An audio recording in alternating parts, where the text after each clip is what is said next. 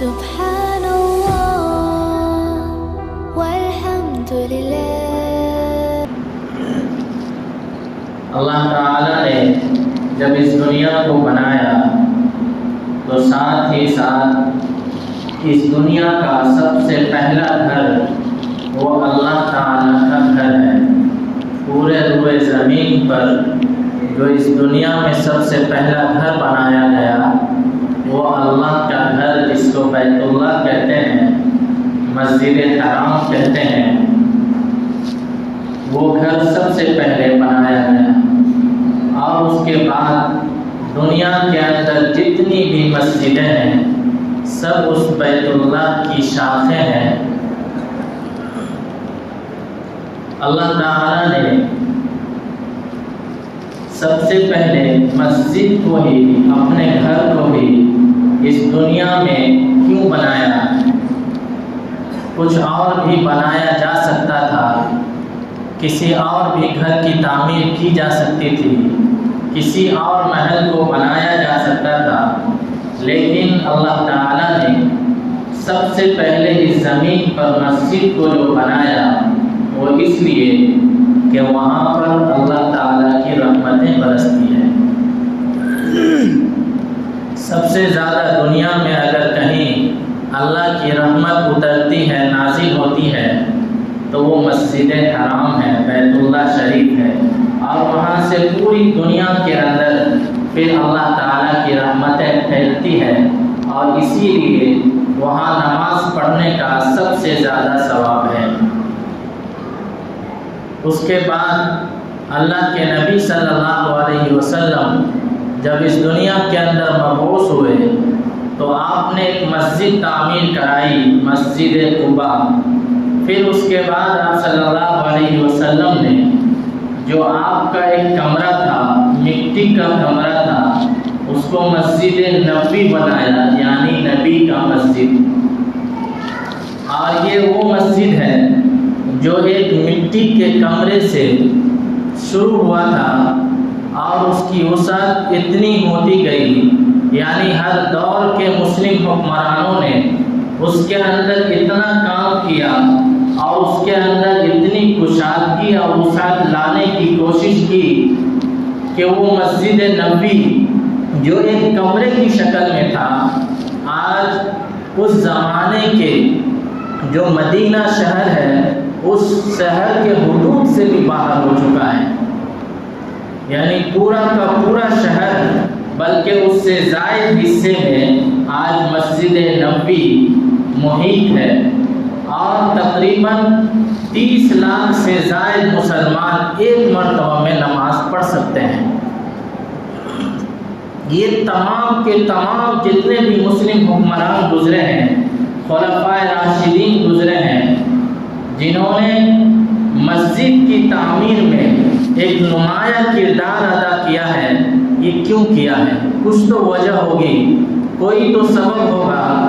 کہ جتنے بھی حکمران گزرے ہیں سب نے یہ چاہا کہ ہم کسی بھی طرح کی خدمت مسجد کو دے سکیں، اور جتنے اعلیٰ پیمانے پر اور جتنے اچھے انداز میں ہو سکے ہم مسجد کو تعمیر کر سکیں۔ خلفائے راشدین نے بھی اپنے اپنے زمانے میں اس میں کام کرایا۔ حضرت عمر رضی اللہ عنہ کے دور حکومت میں، جو ان کا دور خلافت ہے، اس زمانے میں تقریباً حضرت عمر رضی اللہ عنہ کے حکم پر 900 جامع مسجد بنائی گئی اور 4000 عام مسجدیں بنائی گئی، جبکہ حضرت عمر رضی اللہ عنہ کی اور بھی خدمات ہر لائن سے الگ الگ ہیں۔ اسی طرح حضرت عمر بن عبدالعزیز رضی اللہ رحمۃ اللہ علیہ جب آئے تو انہوں نے مسجد نبوی کی 80 نو تعمیر کرائی اور اس کو کشادہ کیا، اور بالآخر ہوتے ہوتے 1994 میں سب سے بڑی وسعت مسجد نبوی کے اندر کی گئی، اور آج تک یہ سلسلہ جاری ہے کہ جتنا زیادہ سے زیادہ ہو سکے اس مسجد کو کشادہ کیا جائے۔ اور ہم سب جانتے ہیں کہ دنیا کے اندر وہ ایک مسجد جو ایک کمرے کی شکل میں تھا، پوری دنیا کے اندر سب سے بڑی مسجدوں میں سے ایک ہے، اور اسلام کے مقدس جگہوں میں سے دوسرا نمبر مسجد نبوی کا آتا ہے، کیونکہ پہلے نمبر پر مسجد حرام ہے۔ اور ہم سب یہ جانتے ہیں کہ دنیا کے اندر صرف ایک مسجد حرام یا مسجد نبوی یا مسجد اقصی نہیں ہے، بلکہ پوری دنیا کے اندر ہر ملک کے اندر اور ہر قصبے اور گاؤں کے اندر مسجدیں بنائی گئی ہیں، اور مسلمانوں نے اس کو بنایا ہے تاکہ وہاں پر اللہ تعالیٰ کی رحمتیں نازل ہو۔ اللہ کے نبی صلی اللہ علیہ وسلم کی حدیث ہے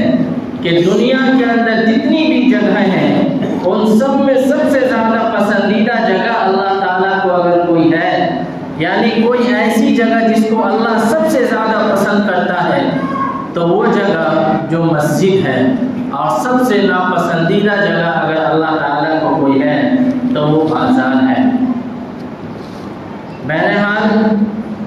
دنیا کے الگ الگ علاقوں میں الگ الگ مسلم حکمرانوں نے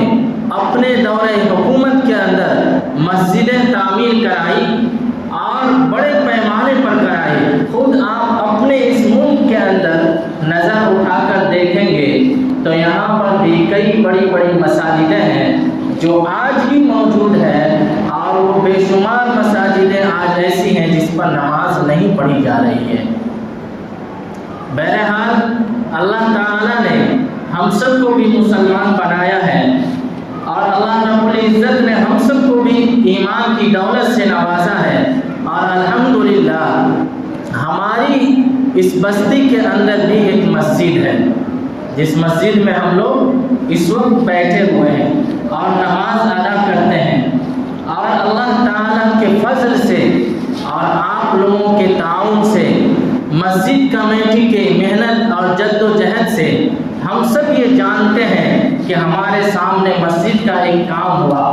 لیکن یہ بھی جانتے ہیں کہ یہ کام ابھی ناقص اور ادھورا ہے۔ تو جس طرح آپ سب نے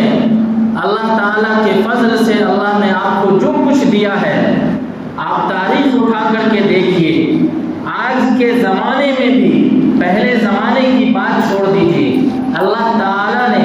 آج بھی ایسے افراد کو پیدا کیا ہے جن کے پاس اتنی دولت ہے، وہ الگ الگ علاقے کے اندر جا کر کے بذات خود اپنے پیسوں سے ایک ایک مسجد تعمیر کرا دیتے ہیں۔ یہ الگ بات ہے کہ بہت ساری جگہوں پر ان کے پیسے پہنچتے ہیں، لیکن وہاں کے لوگ کھا جاتے ہیں، یہ حقیقت ہے۔ بے شمار لوگ ایسے ہیں آج ہمارے اس ملک کے اندر بھی جس کو اللہ تعالیٰ نے نوازا ہے، اور ان کی کوشش ہوتی ہے کہ ہم مسجد تعمیر کرا دیں، کیونکہ مسجد وہ اللہ کا گھر ہے کہ جہاں پر مسجد بن گئی، ظاہر سی بات ہے اللہ کا بندہ اس کے اندر نماز ضرور پڑھے گا، اور جب نماز پڑھے گا کوئی بھی شخص، اور جب تک وہ مسجد رہے گی اس کے اندر نماز پڑھی جاتی رہے گی، تو اس کے اندر ایک ایک فرد کو جس نے اس کی تعمیر میں حصہ لیا ہے، چاہے اس نے ایک اینٹ سے حصہ لیا ہو یا ایک کنکڑی سے حصہ لیا ہو یا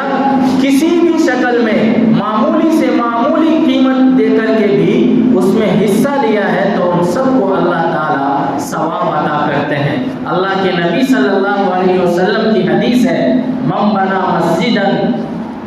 یبتغی بہ وجہ اللہ، کہ جو شخص اللہ تعالیٰ کے لیے، اللہ تعالیٰ کی رضا کے لیے، اللہ تعالیٰ کو خوش کرنے کے لیے مسجد بناتا ہے، تو اللہ تعالیٰ اس کے لیے جنت میں گھر بناتے ہیں۔ لیکن یہ گھر ابھی ہم اور آپ دیکھ نہیں سکتے ہیں۔ جب اس دنیا سے جائیں گے تب ہمیں اندازہ ہوگا کہ ہم نے جو بھی پیسہ نیک کاموں میں خرچ کیا تھا، جو بھی پیسہ ہم نے اللہ کے گھر میں اور اللہ کے راستے میں دیا تھا، ان کا کتنا بڑا اجر ہمارے سامنے ہے۔ تو اس لیے عقل مندی اسی میں ہے کہ جس طرح ہم دنیا کے لیے نہ جانے کتنی محنتیں کرتے ہیں اور کتنے پیسے خرچ کرتے ہیں، اگر وہیں پر اللہ تعالیٰ کے گھر کو بنانے کے لیے ہم چند پیسے خرچ کر دیں گے تو انشاءاللہ ہماری اس مسجد کا کام جو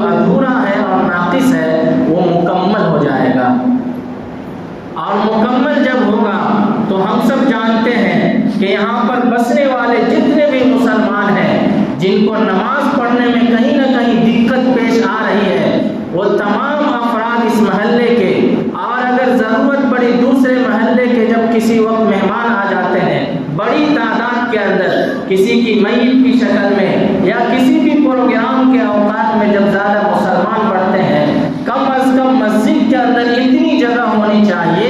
کہ جتنے افراد محلے کے اندر رہتے ہیں اس سے کچھ زیادہ جگہ ہونی چاہیے، تاکہ جب دوسرے افراد اگر ہمارے محلے میں آ جائے تو ان کو بھی نماز پڑھنے کے لیے دقت کا سامنا نہ کرنا پڑے، تکلیفیں نہ اٹھانی پڑے۔ آپ سب نے اگر سنا ہوگا بہلول کا نام، حضرت ہارون رشید رحمۃ اللہ علیہ کے زمانے میں جو خلیفہ ہیں عباسی، اور جن کی حکومت 3 بر اعظموں پر تھی، 3 بر اعظموں پر، آج کے دور کے کئی امریکہ اس کے مٹھی میں تھے، اور ایک بہلول دانا جو مذہوب قسم کے بزرگ تھے، حضرت ہارون رشید سے ان کا بڑا لگاؤ تھا، اور مذاق کی باتیں بھی ہو جایا کرتی تھی، آپس میں مذاق بھی کر لیا کرتے تھے، اور یہ بہلول جس کو لوگ بیوقوف سمجھا کرتے تھے اور جس کا لقب بہلول دانا ہے یعنی عقل مند بہلول، وہ ایک بزرگ گزرے ہیں۔ ہارون رشید کے دربار میں آنے کے لیے اسے کسی بھی اجازت کی ضرورت نہیں تھی، وہ جب چاہتے آ جاتے۔ ایک مرتبہ جب بہلول دانا حضرت ہارون رشید کے دربار میں گئے تو ان کے ہاتھ میں ایک چھڑی تھی، ہارون رشید کے ہاتھ میں۔ مذاق میں انہوں نے بہلول سے کہا کہ بہلول، اگر دنیا کے اندر تمہیں اپنے سے زیادہ کوئی بڑا بیوقوف مل جائے تو یہ چھڑی تم اس کو دے دینا۔ بہرحال بات آئی ختم ہو گئی، اور اس نے وہ چھڑی بطور امانت کے اپنے پاس رکھ لی۔ وقت گزرتا گیا، وقت آگے بڑھتا گیا،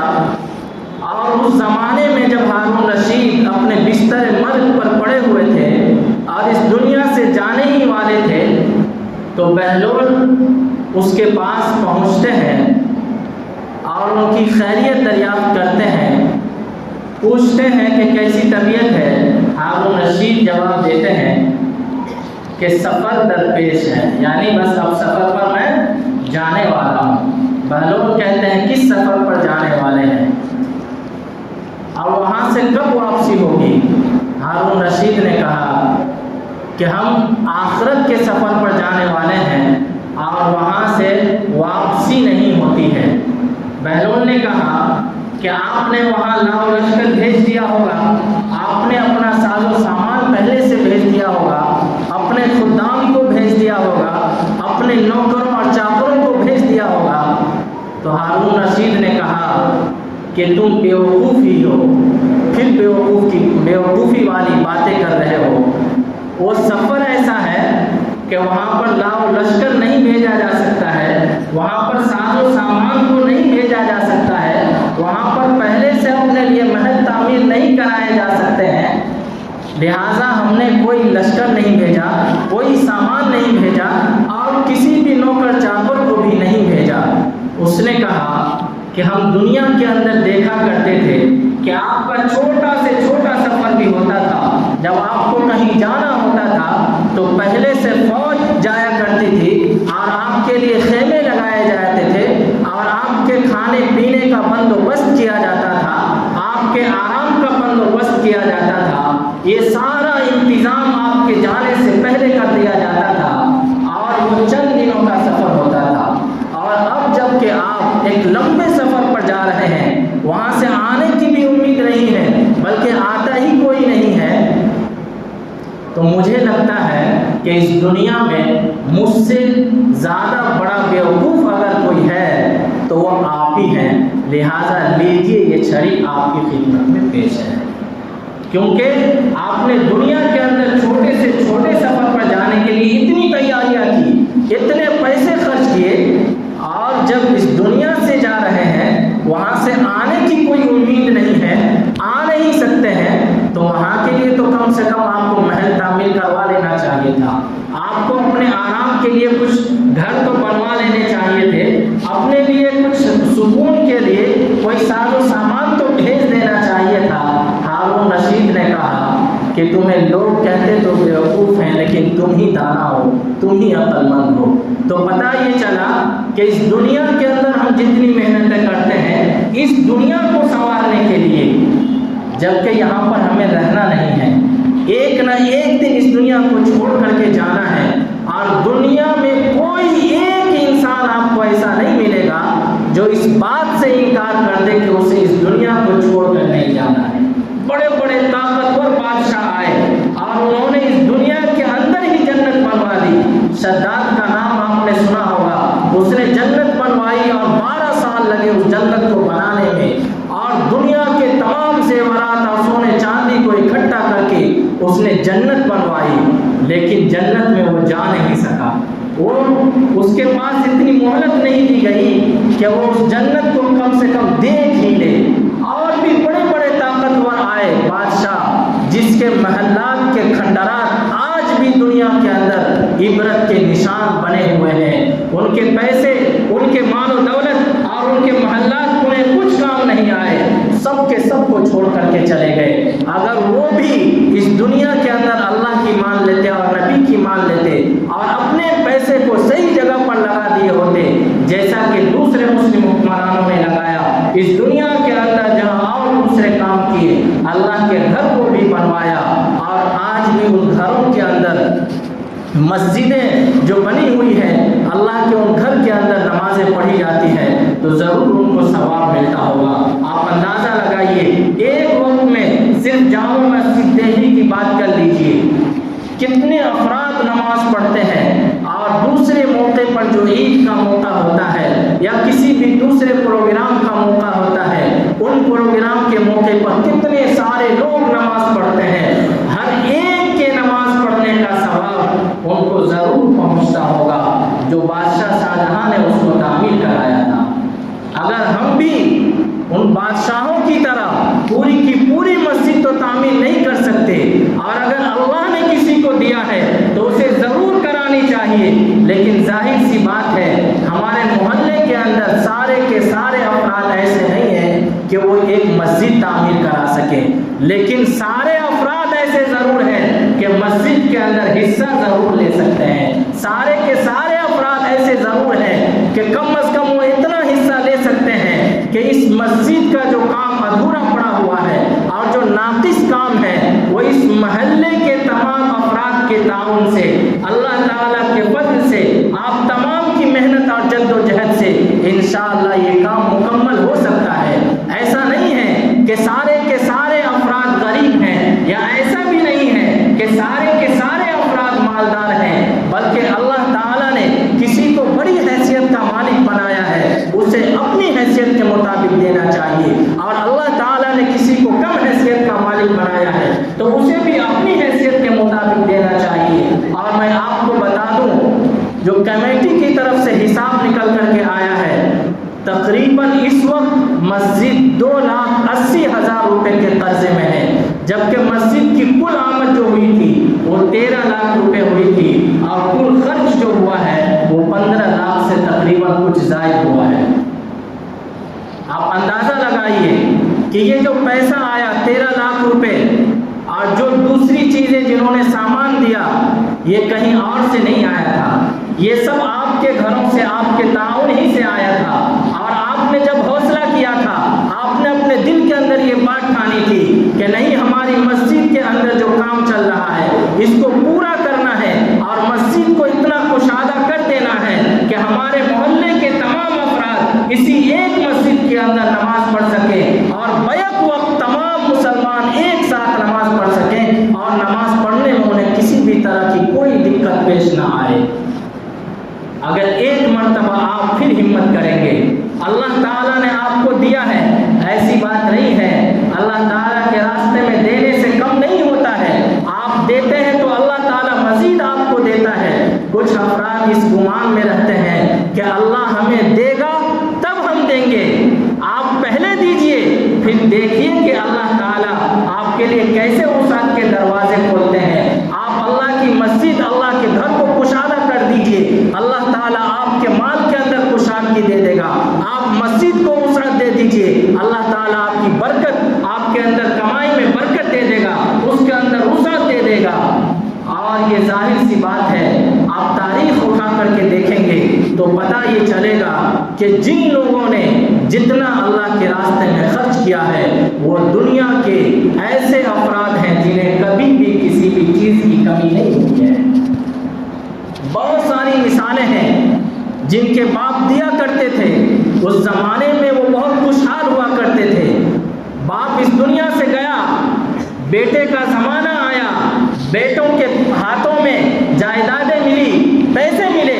اور انہوں نے یہ سمجھا کہ ہمارا باپ تو بیوقوف تھا, وہ سارا کا سارا پیسہ غریبوں میں لٹا دیا, اللہ کے راستے میں خرچ کر دیا. ہم ایسا نہیں کریں گے, ہم اپنے پیسوں کو ضائع نہیں کریں گے. تاریخ اٹھا کر کے دیکھ لیجئے, ایسے بے شمار مثالیں ہیں کہ پھر وہ مال و اسباب اس کے پاس نہیں رہا. یہ جو دنیا کے اندر اللہ تعالیٰ نے مال دیا ہے یہ کسی بھی ایک شخص کے ہاتھ میں نہیں رہتا ہے. یہ زمانے کے جیسے تقاضے الگ الگ ہیں, یہ زمانے میں ہر افراد جو ہر طرح کی حیثیت کے مالک اور ہر حیثیت کے مالک افراد جو آتے رہتے ہیں وہ سب کے سب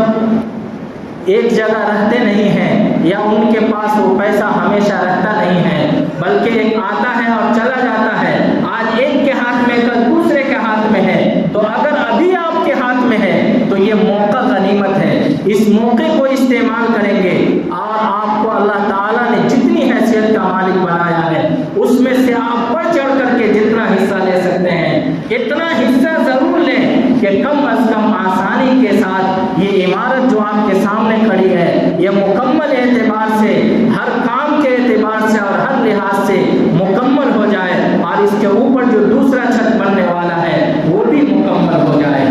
اور اگر آپ نے کوشش نہیں کی تو یاد رکھیے کام اللہ کا ہے, اللہ کا گھر ہے, ضرور بن جائے گا. آپ کے تعاون سے نہ صحیح تو دوسرے افراد ایسے آئیں گے جو تعاون کریں گے, لیکن ہماری خوش بختی ہوگی اور ہماری نیک بختی ہوگی اس بات میں کہ ہم اپنے تعاون سے اور اپنے محلے والے ہی مل کر کے اس گھر کو بنا دیں. اور ایک مثال بھی اور ایک پیغام بھی دے دیں کہ ہر مسلمان اگر اپنے محلے کے اندر اپنی کمائی سے اگر چاہے گا تو انشاءاللہ ضرور مسجد کو بنا سکتا ہے. اور اللہ رب العزت نے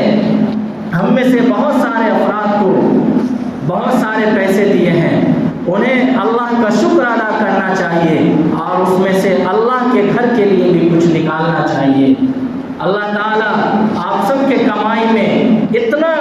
کشادگی دے دے گا, اتنی برکت دے دے گا کہ پھر دیکھیے گا انشاءاللہ آپ کو کسی بھی طرح کی کمی نہیں رہ جائے گی. آپ کے گھروں کے اندر سے بیماریاں ختم ہو جائے گی, آپ کی زندگی کے اندر جو پریشانیاں ہیں وہ پریشانیاں ختم ہو جائے گی. اور آپ اپنے کاروبار میں اگر کہیں نہ کہیں پریشان ہو رہے ہوں گے انشاءاللہ اللہ تعالیٰ وہ تمام پریشانیوں کو ختم کر دے گا. لیکن پہلے آپ کو قدم اٹھانا ہے, جب قدم اٹھاتا ہے انسان تب اللہ کی مدد آتی ہے. صحابہ کرام نے پہلے اللہ کے راستے میں خرچ کیا ہے, تب جا کر کے وہ زمانہ بھی آیا ہے کہ ریشم کے کپڑے سے ناک صاف کر کے پھینک رہے ہیں. اور ایک زمانہ وہ تھا کہ کھانے کے لیے کچھ نہیں تھا, لیکن اسی حالت میں انہوں نے خرچ کیا ہے. حضرت عثمان رضی اللہ عنہ صحابی میں بڑے مالدار صحابیوں میں ان کا شمار ہوتا ہے. غزوہ تبوک کے موقع پر اللہ کے رسول صلی اللہ علیہ وسلم نے جب چندے کا اعلان کیا تھا تو حضرت عثمان رضی اللہ عنہ نے صرف اپنی ذات سے اور اپنی طرف سے 1000 اونٹ دیے تھے, اور وہ بھی ساز و سامان کے ساتھ, اور 70 گھوڑے دیے تھے, 1000 اشرفیہ دینار دی تھی. اللہ کے رسول صلی اللہ علیہ وسلم نے اس موقع پر خوش ہو کر کے حضرت عثمان رضی اللہ عنہ کو دعا دیا تھا. لیکن حضرت عثمان رضی اللہ عنہ کیا اتنی بڑی رقم دینے کے بعد غریب ہو گئے تھے؟ نہیں, اللہ نے ہم سب کو بھی دیا ہے, جتنا دیا ہے اسی میں سے جتنا ہو سکے اللہ تعالیٰ کے اس گھر کو بنانے کے لیے اپنا تعاون ضرور دیجیے. اللہ تعالیٰ ہم سب پر اپنا فضل فرمائے گا.